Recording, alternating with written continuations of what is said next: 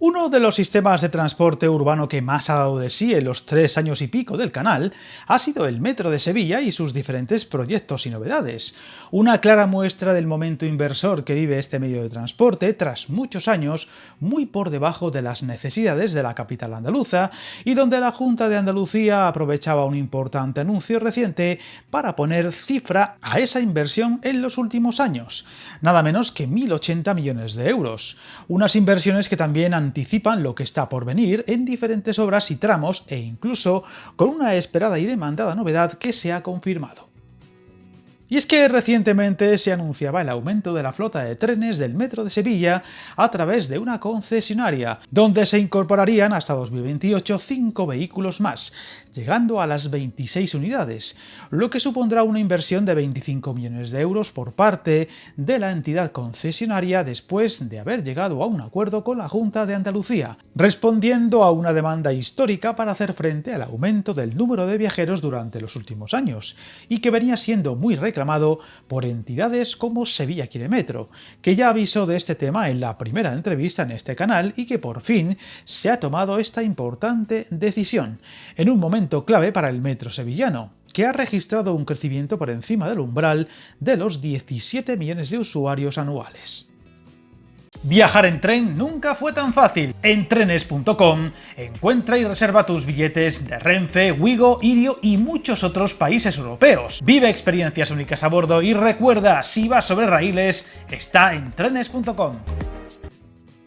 Con este anuncio, el gobierno andaluz, encabezado por Juanma Moreno Bonilla, aprovechó para sacar pecho de lo hecho en los casi 7 años al frente de la Junta de Andalucía, donde la apuesta por el transporte urbano ha sido más que patente, no solo en la ciudad hispalense, también en Málaga, Granada o Jaén, donde se espera que por fin su tranvía vuelva a dar servicio en 2026, y donde a las pruebas y diferentes puestas a punto se conocía estos mismos días que Alsa Rail será la encargada de gestionar el servicio, un gobierno que ha destinado alrededor de 1.080 millones de euros a diferentes inversiones en el metro de Sevilla y donde se han enfocado en su mantenimiento, puesta en servicio y el inicio de las obras de ampliación tras 14 años sin apenas avances. Y es que además del tranvía de Alcalá de Guadaira, que también está muy cerca, se han ido dando avances muy esperados, todos ellos contados en diferentes vídeos, con la construcción de la línea 3 y el trazado de la línea 2. La primera unirá el barrio periférico de Pinomontano con el Prado de San Sebastián y la segunda en el Hospital de Valme, recibiéndose hasta la fecha más de 500 millones de euros en contratos que han permitido finalizar el ramal técnico y poner en marcha los 3 primeros tramos que representan el 63% del trazado. Todos ellos se encuentran actualmente en ejecución, cubriendo 5 kilómetros entre Pinomontano, Macarena y hasta llegar al cruce con Ronda Histórica, y donde el total de la inversión de la línea 3 Norte será de 1.300 millones, a los que habrá que sumar 65 más por la compra de trenes.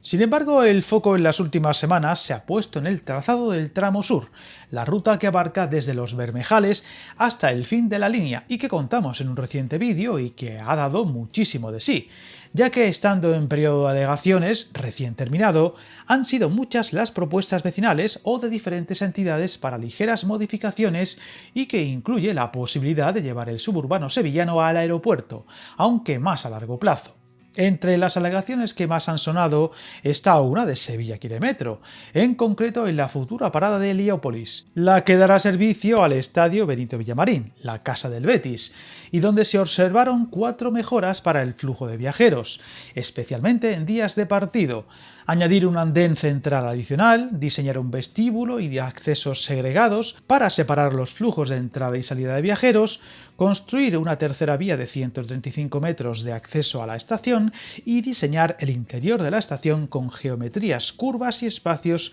sin esquinas pronunciadas. Entre esas 4 ideas ha gustado especialmente la del andén central, algo muy habitual en varias redes del país y que se añadía a las estaciones con flujos de viajeros más altas, algo totalmente lógico en una estación que soportará un gran flujo de viajeros, especialmente en franjas muy concretas en los días donde haya partido y que debería ser de fácil implementación.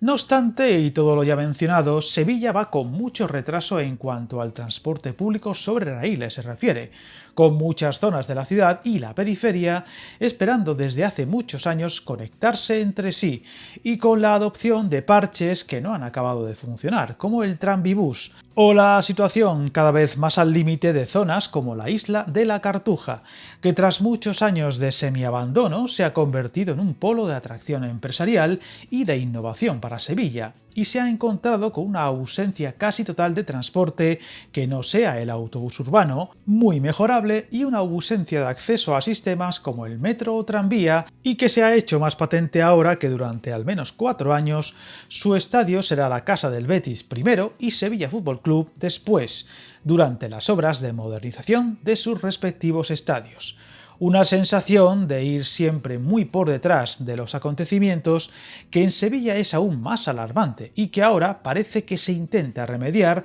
a la espera de otras inversiones muy esperadas en la ciudad de la Torre del Oro, como la conexión por cercanías con el aeropuerto, que sigue dilatándose, por lo que seguiremos muy pendientes a la actualidad ferroviaria en una ciudad a la que le ha costado despertar en este sentido, pero que parece al fin se está moviendo como debe. Suscríbete al canal y recuerda que el camino más largo se inicia con un primer paso.